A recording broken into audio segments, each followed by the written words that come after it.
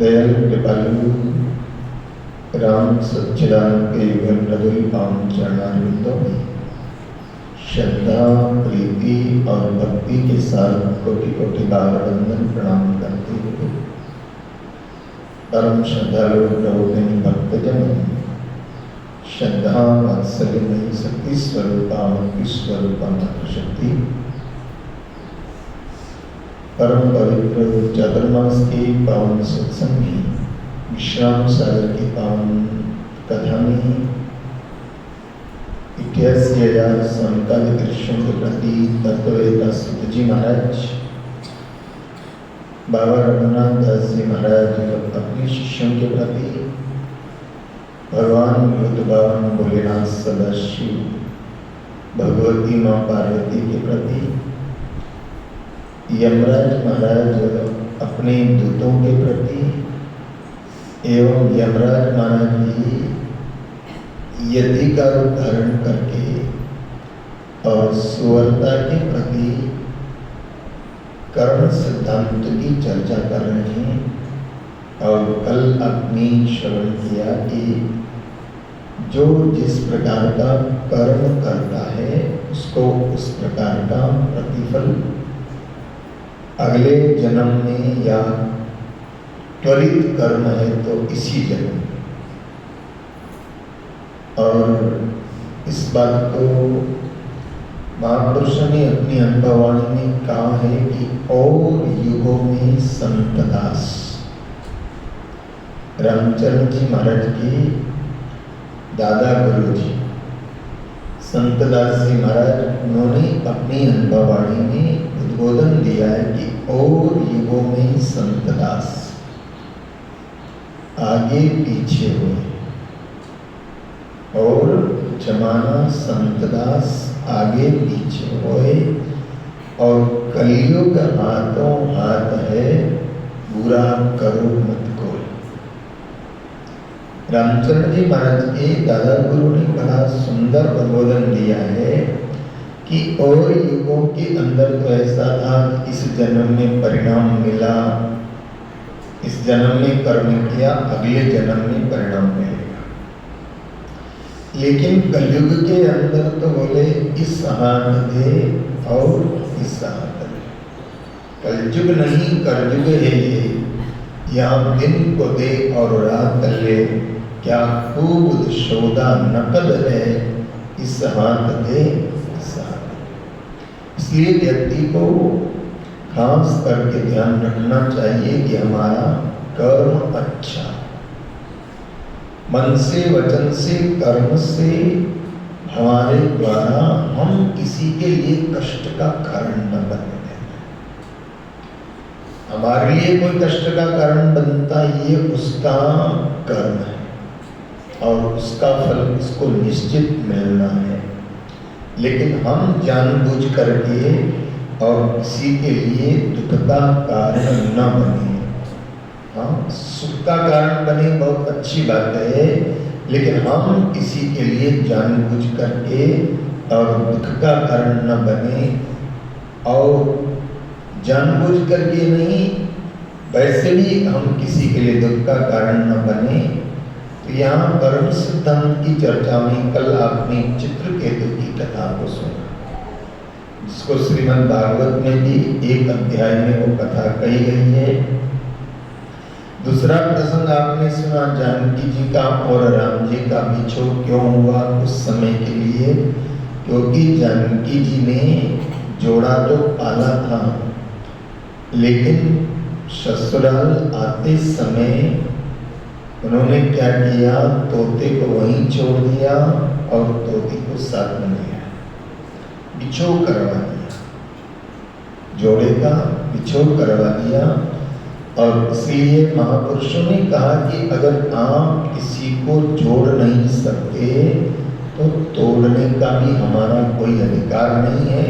वो चाहे परिवार हो, ध्यान देना, परिवार के सदस्य हो, चाहे और कोई कारण हो, हमेशा जोड़ने का काम करना। और हम पढ़ा करते थे शायद 8वीं 9वीं क्लास के अंदर, दोहा तो मुझे याद नहीं है लेकिन भाव आपको बता देता हूँ रहीम का बड़ा प्यारा दोहा था। दोहा मुझे याद नहीं रहा, लेकिन बड़ा भाव बहुत सुंदर था। बोले सुई जोड़ने का काम करती है, इसलिए वो दर्जी की टोपी में रहती है। बराबर, सुई जो होती ना वो क्या करती है? जोड़ने का काम करती है, इसलिए वो टोपी में रहती है। दर्जी सुई को कहाँ रखता है? संभाल के टोपी में रखता है। तो आजकल तो टोपियां ही नहीं है और सुइयों का काम भी बहुत कम हो गया, लेकिन ये उस समय की बात है।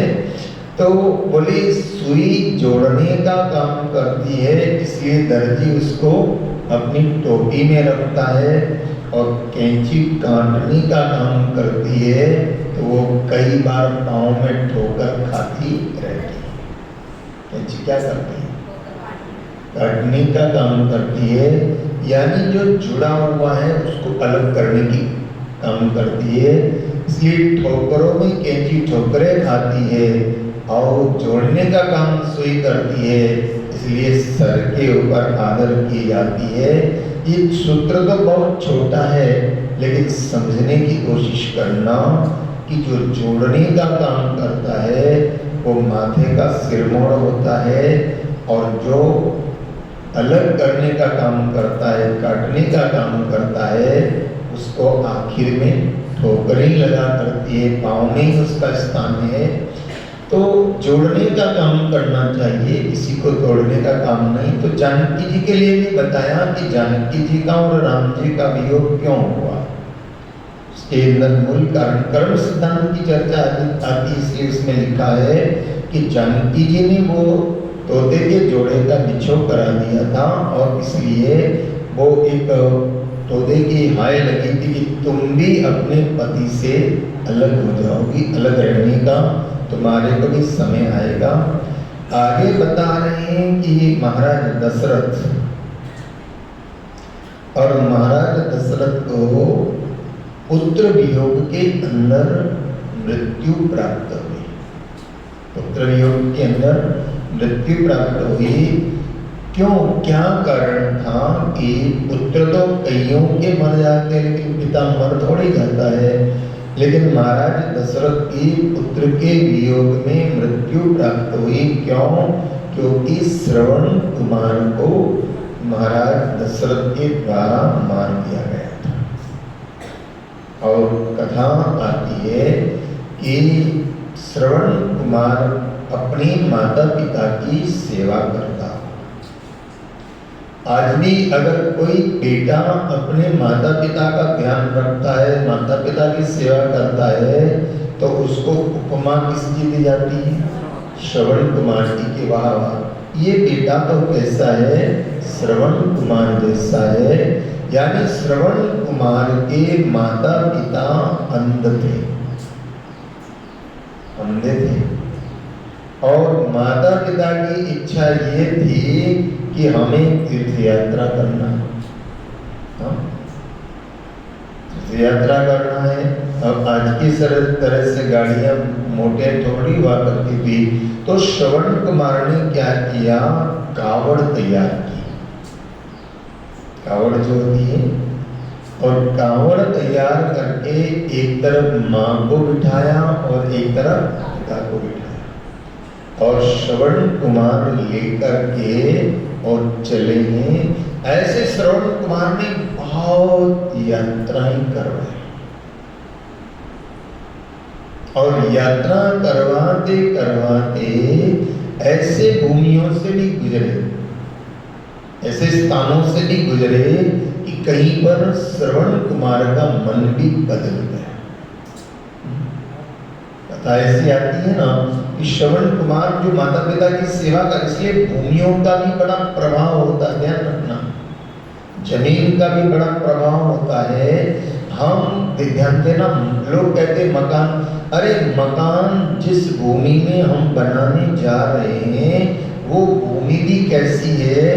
एक भूमि तो ऐसी होती है कि जहाँ जाकर के आदमी आबाद हो जाता है। मैंने देखे ऐसे कई कि जहाँ जाकर के आदमी आबाद हो जाता है, और एक भूमि ऐसी होती है कि जहां जाकर के आदमी बर्बाद हो जाता है। भूमियों का भी परीक्षण बताया है और परीक्षण में बहुत प्रकार के उपाय भी बताए हैं।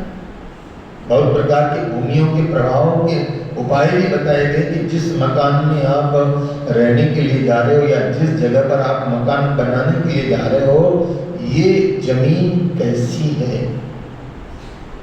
मैं आपको आज प्रसंग आ गया तो एक उपाय बता ही देता हूँ। वैसे हमारा काम नहीं है, लेकिन मेरे गुरुदेव जो है ना, मेरे गुरुदेव बड़े इस बातों की जानकार थे। थोड़ी बहुत कृपा उनकी हमें प्राप्त हुई। तो जिस भूमि पर आपको नया मकान, कभी प्रयोग करके देखना, जिस भूमि पर आपको नया मकान बनाना है, नया कारखाना खोलना है या कुछ नया प्रोजेक्ट आपको करना है, तो वो भूमि कैसी है, उसके लिए बताया गया है कि भूमि को खोद करके 1 फुट का गड्ढा खोदो, 1 बाई 1 का गड्ढा खोदो और खोद करके पूरा उस गड्ढे को दूध से भर दो। बिल्कुल कारगर उपाय बता रहा हूं आपको।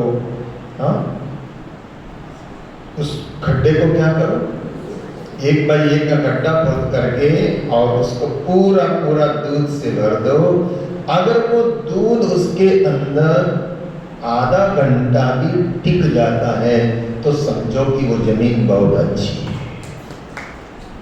और अगर वो दूध फटाफट सौंस जाता है तो समझना कि ये भूमि आपको पोषण नहीं देगी, ये भूमि आपका शोषण करेगी। ये कारगर उपाय मेरे गुरुदेव ने बताया, कई लोगों को बताया तो सफल भी हुए। तो भूमियों का भी बड़ा प्रभाव होता है कि इस भूमि से, कहते हैं ना, इस जगह से हमको लेना है, और कई बार कहते इस जगह से हमारा लेना। वहाँ जगह दुकान खोली, दूसरी जगह हमारी बहुत अच्छी चलती थी और नई जगह पे हम स्थित हुए और वहाँ हुए तो पता नहीं जमा हुआ व्यापार भी बर्बाद हो गया। नई जगह फैक्ट्री खोली, जमाई हुई कारोबार भी बर्बाद हो गया। और एक जगह ऐसी होती है कि जहाँ जा करके, और हमने सूक्ष्म में चालू किया था लेकिन बढ़ते ही चले गए, तो भूमियों का बड़ा प्रभाव होता है। तो श्रवण कुमार के जीवन में ऐसा प्रसंग आता है कि श्रवण कुमार उस माता पिता को लेकर के और धरती के ऊपर तीर्थ यात्रा करवा रहे थे। तो एक जगह ऐसी आई कि जहां पर जाकर के और श्रवण कुमार का भी मन बदल गया। श्रवण कुमार का मन बदल गया और वो कहने लगा, रे तुम लोगों को मैं यात्रा करवा रहा हूं, मुझे क्या देने वाले हो तुम? और जानते हो वो जगह कौन सी थी? मैंने सुना, मैं उस जगह पर रहने का मुझे काफी वर्षों तक अनुभव रहा, और वो जगह थी राजस्थान में भिलवाड़ा जिले में जाजपुर, जहाँ मैंने 8वीं क्लास से लेकर, मैं 5वीं क्लास से लेकर के और 10वीं क्लास तक मैंने उस गांव में पढ़े कर। और वो जगह भी जहां भी आज भी वहां एक श्रवण कुमार का मंदिर सा बना हुआ है कि यहाँ आकर के श्रवण कुमार, जैसे श्रवण कुमार का मन भी बदल गया था। फिर उसी जगह पर ही आकर के और जन्मेजय ने यज्ञ किया। जन्मेजय जो थे ना, परीक्षित के पुत्र, उन्होंने यज्ञ किया और नागों को होमने का यज्ञ किया। और जिस जगह पर यज्ञ किया, नागों को होमा, नागों को जलाया, तक्षक बच गया था। तो जिस जगह पर नागों को होमा गया, जहां यज्ञ कुंड था, उसी यज्ञ कुंड में से फिर बाद में पानी निकला। यज्ञ कुंड में से क्या निकला? पानी निकला। और पानी निकला तो वो पानी जो बहा, उसका उस नदी का एक नाम पड़ा, नागदी। तो आज भी जाजपुर के किनारे जो नदी बहती है ना, उसका नाम है नागदी। और जहां वो कुंड थे, उन कुंडों में आज भी भरी सर्दी के अंदर, जब कड़कड़ाने की सर्दी पड़ रही होती है, लेकिन वो तीनों कुंडों में आज भी जो पानी निकलता है वो बिल्कुल गरम गरम पानी निकलता है। मैं तो रहा करीब 5-7 साल तक वहाँ देखा हमने, तो ये जगह जगह का बड़ा प्रभाव होता है। नाग का दाह किया, इसलिए उस नदी का नाम क्या पड़ा? नाग नदी। तो ऐसा भूमि भूमि का अलग प्रभाव होता है। तो श्रवण कुमार अपने माता पिता को लेकर के यात्रा करवाता हुआ अयोध्या के नजदीक वन में था, अयोध्या के नजदीक वन में था, और माता पिता को एक जगह पर बिठा करके माता पिता को लगी प्यास। कथा जानते होंगे, आपने सुनी होगा। माता पिता श्रवण कुमार के माता पिता को लगी प्यास। अब प्यास लगी तो श्रवण कुमार मटका लेकर के और पानी भरने के लिए उधर जा रहा है, और उधर से ही महाराज दशरथ शिकार के लिए आए। राजा महाराजाओं तो शिकार करते रहे, तो महाराज दशरथ शिकार के लिए आए। एक मृग जिसका शिकार वो करना चाहते थे, लेकिन वो महाराज दशरथ से बचता हुआ भाग गया। महाराज दशरथ एक जगह पर बैठ गए। महाराज दशरथ को एक कला आती थी जिसका नाम है शब्दवेदी बाण। कौन सी कला? शब्दवेदी बाण। और ये शब्दवेदी बाण की कला जो है ना, महाराज दशरथ को भी आती थी और पृथ्वीराज चौहान को भी आती थी। अगर आपने पृथ्वीराज चौहान का किस्सा सुना हो कि जहां से आवाज आए वहीं बाण लगे। अंधा आदमी भी वो प्रयोग कर सकता था। पृथ्वीराज चौहान को मोहम्मद गौरी ने क्या किया था? अंधा बना दिया। कथा आप जानते होंगे। तो शब्दवेदी बाण का मतलब कि आंखें बंद करके भी वो बाण की ऐसी कला कि जहां से आवाज आ रही है वहीं जाकर के वो बाण लगेगा, उसी को बाण लगेगा। तो महाराज दशरथ जो है शब्दवेदी बाण की कला जानते थे, और वो मृग जो था जिसके पीछे वो शिकार के लिए आए थे, वो कहीं छुप गया। अब इधर श्रवण कुमार वो मटका लेकर के और वहां पानी भरने के लिए आए, और महाराज दशरथ दूर है, और उधर श्रवण कुमार ने वो मटका जो है ना पानी का भरने का उपक्रम किया। तो जब पानी अंदर गैस रह जाती है ना, मटका भरता तो गुड़ गुड़ की आवाज। ऐसे ही मृग जब पानी पीता है तो उसके पानी जो ग्रहण करता है उसमें भी वैसी गुटुक गुटुक गुड़ की आवाज आती है। तो आवाज आती है, तो मटके में जो पानी जा रहा है, तो महाराज दशरथ ने देखा कि ये आवाज जो आ रही है ये मृग की आवाज। इसलिए मेरे भाई बहन ध्यान देना, बहुत सारे कर्म ऐसे हैं कि जिनको विचार पूर्वक करना चाहिए। कई बार ऐसा होता ना, हमें मालूम नहीं है, हम सुनी सुनाई बात पर विश्वास करके और किसी की निंदा करना शुरू कर देते। हमने कोई बात सुनी और हमने आगे बढ़ाना शुरू कर दिया। ये कर्म की गहन गति है। इसलिए ऐसा कहा गया है कि कानों सुनी भी झूठी हो सकती है, और कभी कभी आंखों देखी भी झूठी हो सकती है। अब आप कहोगे आंखों देखी झूठी कैसे होगी? समझो जरा, आप जा रहे हैं, रास्ते से गुजर रहे हैं, और आप जिनको नहीं जानते, हैं, और वो भाई बहन एक दूसरे का हाथ पकड़ करके बाजार से गुजर रहे। अब भाई बहन का प्रेम है, वो हाथ पकड़ के जा रहे हैं, हंसते गाते जा रहे हैं, मस्ती करते हुए जा रहे हैं। आपके पास तो दूसरा व्यक्ति खड़ा है, वो बोलता है देखो देखो। इन छोरा छोरी को शर्म ही नहीं आती, बाजार के अंदर ही हाथ पकड़ के जा रहे हैं। अबे तुम मालूम है कि वो कौन है? बोलो ना। वो तो भाई बहन है, कोई विकार का कोई कहीं से कहीं तक कोई प्रश्न नहीं। भाई बहन के बीच में विकार पैदा होने का कोई प्रश्न ही नहीं। भाई बहन के बीच में हंसी मजाक होती है, लेकिन विकार पैदा होने का कोई प्रश्न नहीं।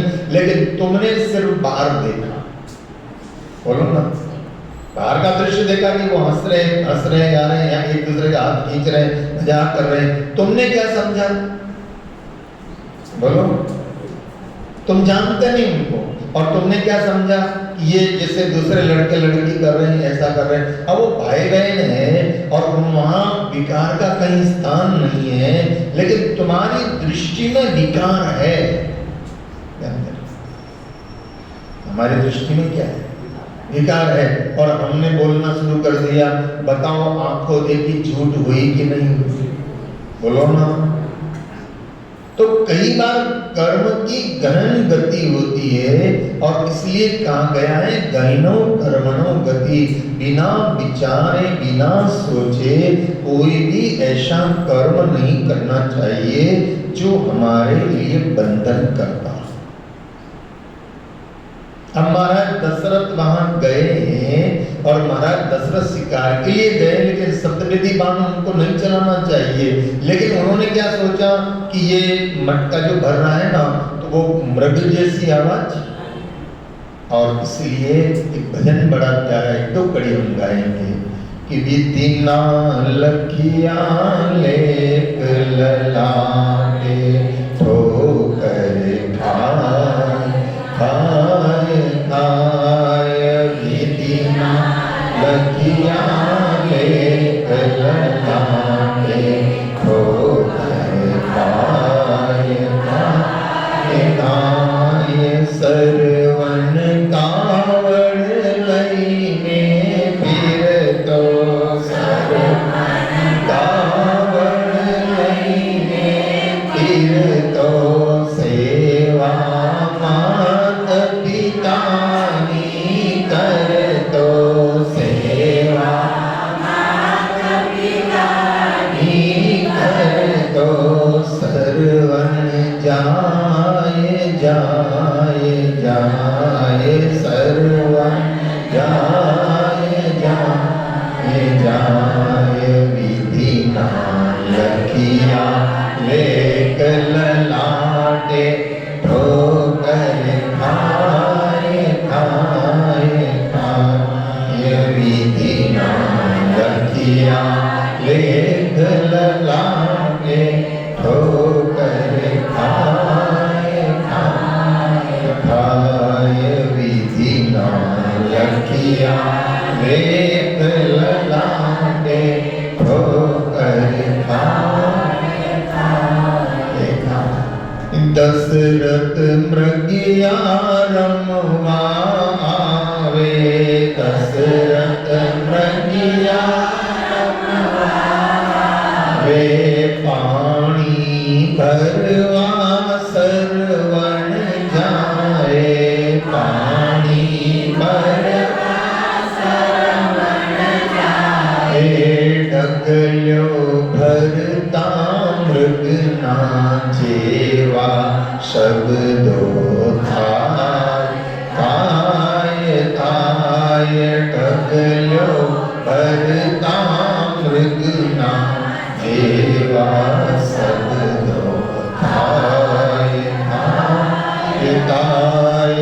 विधि ना लखिया लेक ललाटे ठोकर खाए खाए खाए। विधि ना लखिया लेक ललाटे ठोकर खाए खाए खाए। विधि ना लखिया लेक ललाटे ठोकर खाए खाए। और उस समय महाराज दशरथ ने ये नहीं सोचा कि ये पानी पीने की जो आवाज आ रही है, ये वही मृग है जिसके मैं पीछे पड़ा, या हो सकता और जानवर भी पानी पीने के लिए आया हो, या हो सकता है कोई मनुष्य ही पानी पीने के लिए आया हो। लेकिन महाराज दशरथ तो छुपे हुए और जो कला उन्होंने सीखी है शब्द वेदी बाण की, और वहीं बैठे हुए जहां से आवाज आ रही है उसी दिशा को संकेत करके और महाराज दशरथ ने बाण छोड़ा। और कौन है वहां? श्रवण कुमार पानी खड़ा है,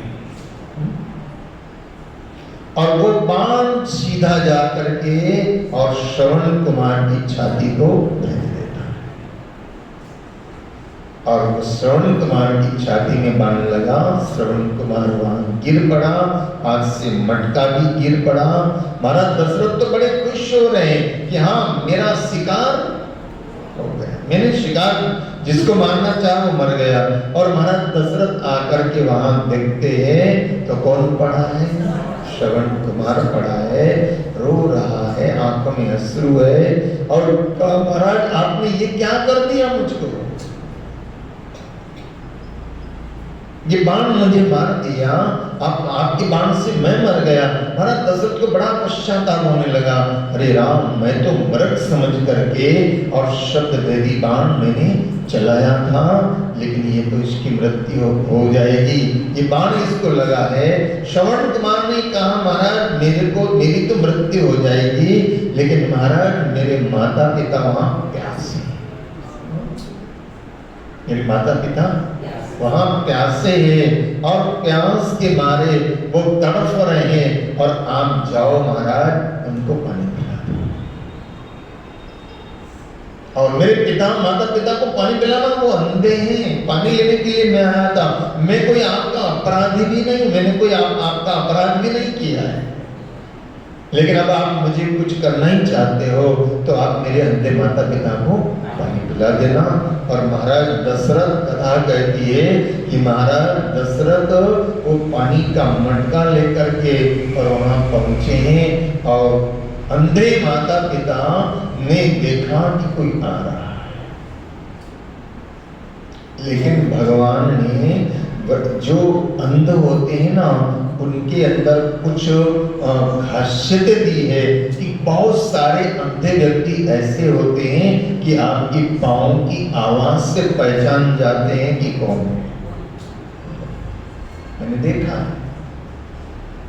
और कभी कभी तो सूरदास अंध व्यक्ति ऐसी ऐसी बातें बताते हैं कि जो सूझता नहीं बता सकता, नहीं बता सकता, ऐसा उनका अनुभव होता है। क्यों? कारण क्या है? क्योंकि बाहर की आंखें तो बंद हो गई, लेकिन उनकी अंदर की आंखें खुल जाती है। इसलिए हमारे शास्त्रों में अंधे व्यक्ति को अंधा नहीं कहा है, उनको एक नया नाम दिया है, प्रज्ञा चक्षु। शास्त्रीय भाषा क्या है? प्रज्ञा चक्षु, यानी कि उनके ये चर्म चक्षु तो बंद हो गए। ये आंखें किसकी है? चमड़ी की है। तो चमड़ा मतलब होता है चर्म, बोले चर्म चक्षु जिनके बंद हो गए, चमड़ी की आंखें जिनकी बंद हो गई, लेकिन उनकी भीतर की प्रज्ञा मतलब विवेक, प्रज्ञा मतलब ज्ञान। प्रज्ञा का मतलब क्या होता है? ज्ञान। बोले ज्ञान चक्षु जिनके खुल गए, ज्ञान चक्षु जिनके खुल गए, और ज्ञान चक्षु जिनके खुल गए तो वो बिल्कुल ऐसे ऐसे कारनामे उनके द्वारा हो सकते हैं। हमारे भारत के अंदर भी एक महापुरुष है, स्वामी रामभद्राचार्य जी महाराज। कहते हैं कि उनकी 7 साल की उम्र में कोई बीमारी के कारण आंखें चली गई। स्वामी रामभद्राचार्य महाराज की कोई बीमारी के कारण 7 साल की उम्र में आंखें चली गई, लेकिन गर्व के साथ हमें कहना में कोई संकोच नहीं है कि उनके मुकाबले इस बार अभी वर्तमान में कोई बड़ा विद्वान नहीं है। हाँ? स्वामी रामभद्राचार्य महाराज किन किन ने सुना उनको? जगत गुरु रामभद्राचार्य महाराज बड़े अद्भुत महापुरुष, और मुझे तो उनको बहुत नजदीक से दर्शन करने का सौभाग्य प्राप्त हुआ।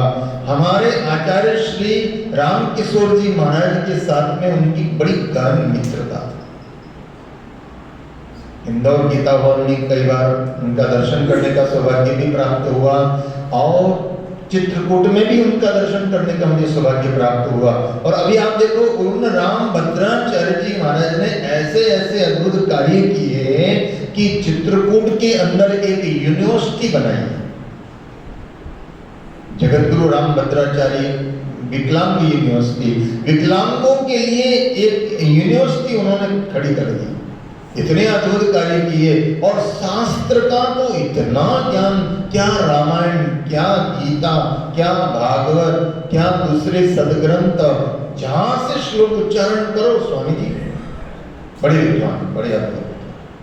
तो भगवान ने कई कई सूरदासों को तो ऐसी अद्भुतता, और कहते कि उनकी 10वीं इंद्री जो होती है ना वो सक्रिय हो जाती है, मालूम हो जाता है, वो बता सकते हैं कि कौन आ रहा है, पांव के चाट से बता सकते हैं।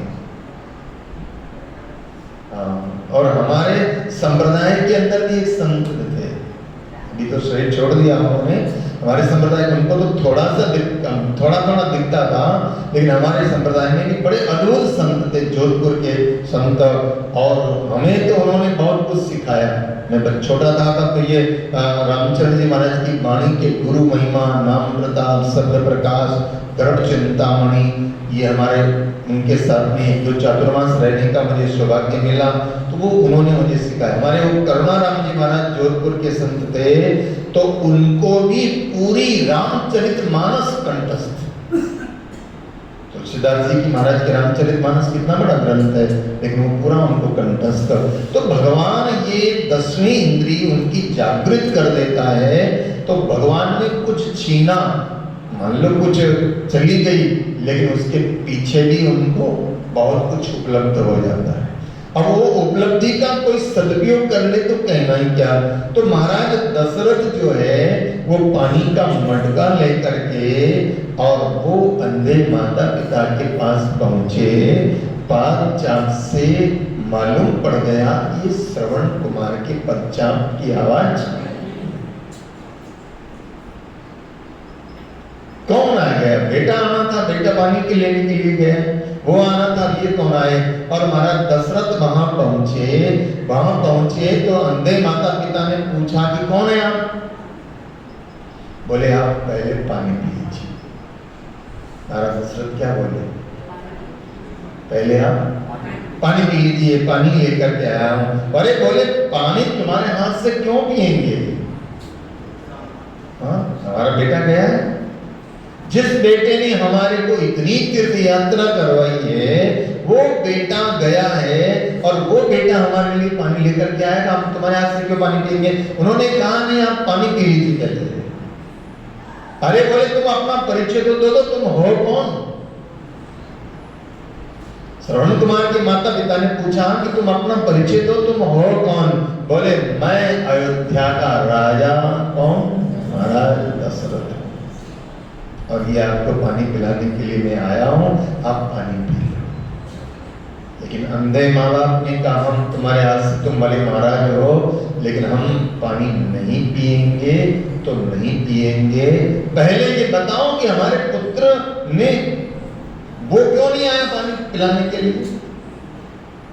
महाराज दशरथ ने कहा आपको प्यास लगी है, आप पानी पियो, फिर मैं बताता हूं। बोले नहीं, पहले बताओ क्या हुआ।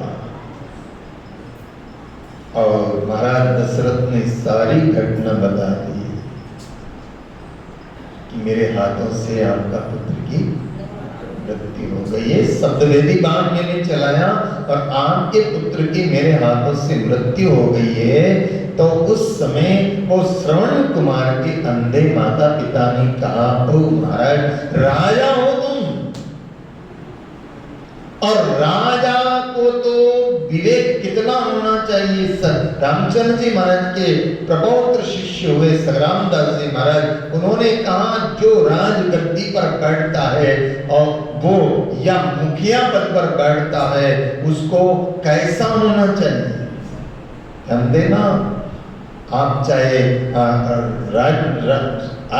देश के राजा है, आप चाहे प्रांत के संचालन करने वाले हैं, या फिर आप अपने समाज के मुखिया हैं, जानते ना, जो जिसको सत्ता मिली है उसके लिए बात कही गई है कि जो भी राज्य सत्ता को संभालता है, अब वो सत्ता चाहे देश की हो सकती है, वो सत्ता चाहे प्रांत की हो सकती है, और वो सत्ता चाहे समाज की हो सकती है। समाज का भी कोई मुखिया होता ना, अध्यक्ष जिसको बनाया जाता है।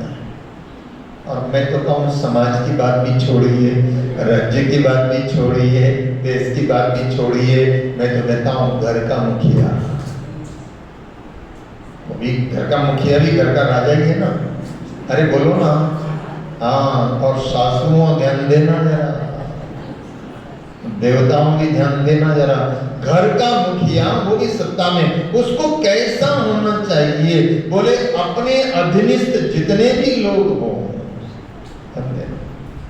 इसलिए सासुओं को भी ध्यान देना है कि 2 बहुएं हैं तो दोनों को, बड़ी को तो 5 तोला दिला दिया और छोटी को 2 तोला दिला दिया। ये दोष है, ध्यान देना जरा।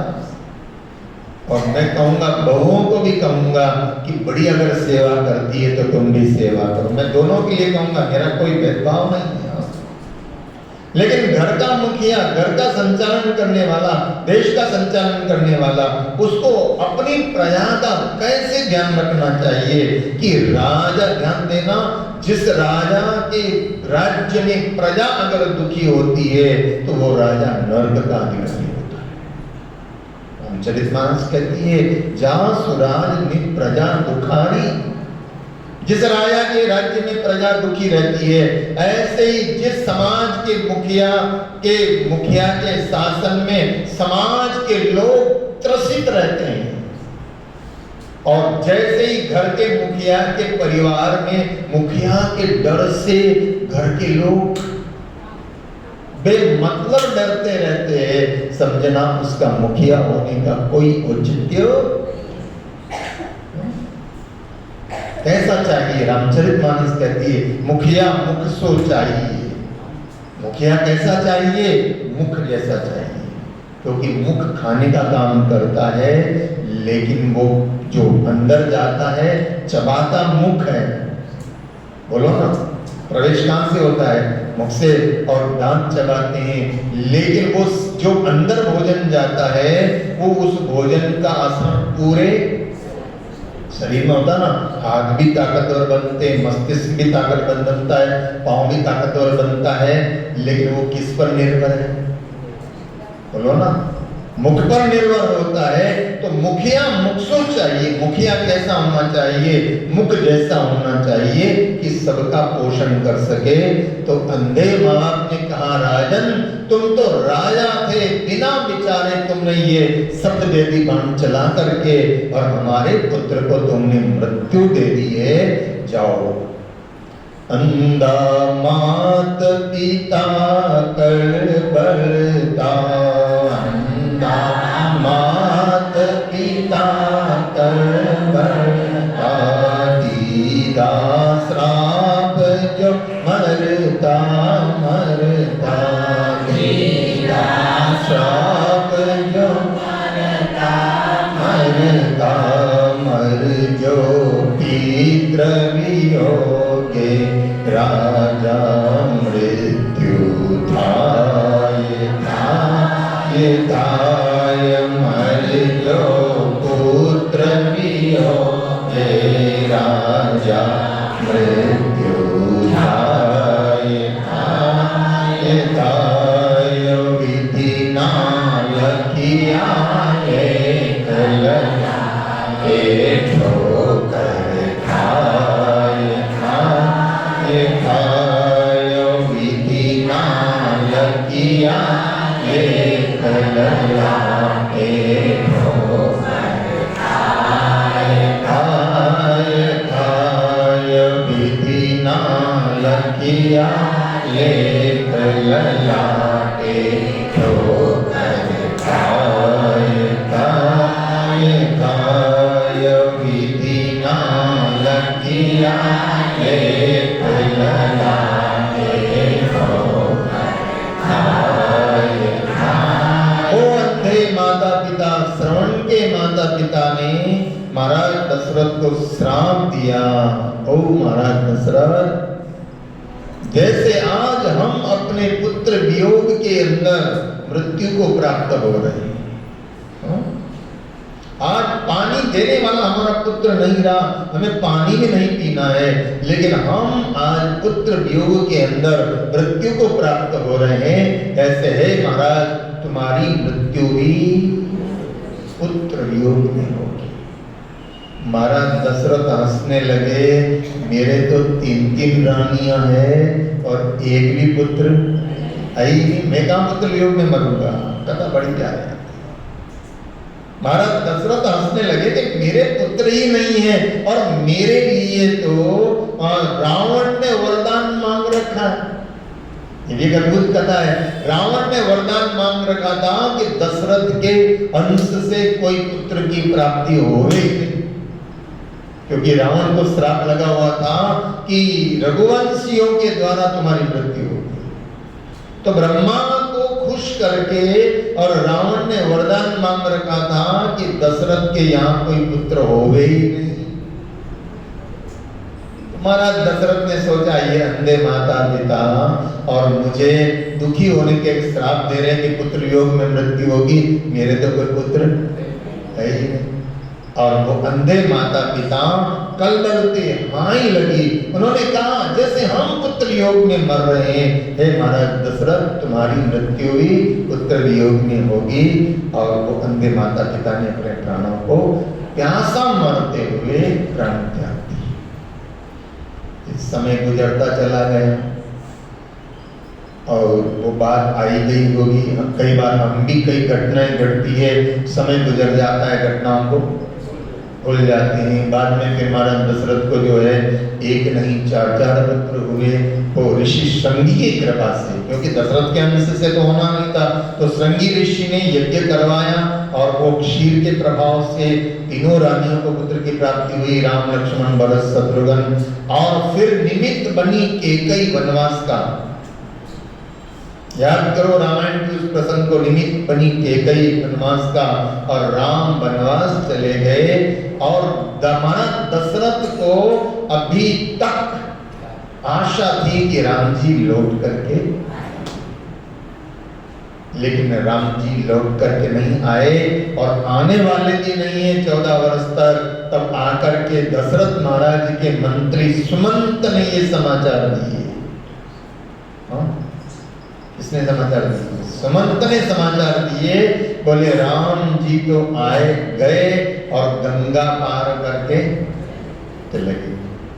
केवट का सारा प्रसंग सुनाया और कहा है राम जी ने आपको प्रणाम किया। 14 साल तक राम जी वापस लौट। महाराज दशरथ ने तो बहुत कोशिश करी थी ना, सुमंत को कहा था कि थोड़ा रथ में बिठाना और जंगल में घुमा फिरा करके वापस, लेकिन राम जी नहीं आए। और सुमंत ने आकर के ये समाचार दिया कि राम जी लौट करके आने वाले नहीं हैं। उस समय महारानी कौशल्या के महल में कहाँ चले गए थे महाराज दशरथ? कौशल्या ने कैकेयी के महल को छोड़ करके कौशल्या के महल में चले गए थे। और माता कौशल्या को वहां रामायण में प्रसंग बिल्कुल बताया है। माता कौशल्या को महाराज दशरथ कहते हैं कि हे कौशल्या, अब मुझे याद आ रहा है। क्या? वो अंधे माता पिता का श्राप मुझे याद आ रहा है। उस समय तो मैंने सोचा था कि मेरे पुत्र ही नहीं है, पुत्र वियोग कैसे होगा, कैसे मेरी मृत्यु होगी, लेकिन आज मुझे याद आ रहा है वो अंधे माता पिता का श्राप मुझे याद आ रहा है।